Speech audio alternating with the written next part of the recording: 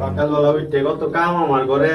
এটা তো ভাত রান্ধ, আর যারা গোলামটা হইতে রয়েছিল ঘুমাইতে ঘরটার ভিতরে একটা বাজার নাই, কিছু নাই, ওই খালি উঠতে উঠতে ঘুমায়। শুক্রবার ডাইলি 10টা বাজে ঘুম ভাঙ্গে, 11টা বাজে ঘুম ভাঙ্গে।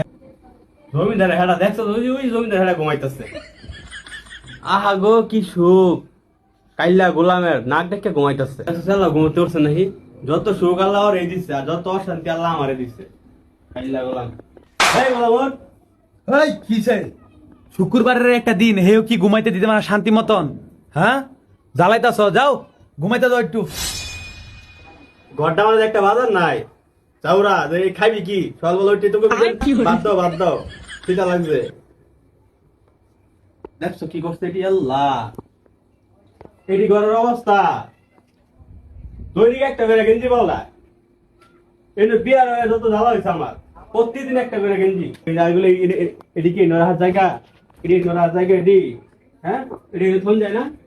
হ্যাঁ, যত জ্বালা হয়েছে আমার, এগুলো বিয়া হয়ে আমার যত অশান্তি। সাত গেঞ্জি এন্ন হালায়াত হয়, এন্ন হালায়াত হয়, এক জায়গায় হালায়াত হয় লেগা। এবার গোলাম তোর পিছা দাবে আমি।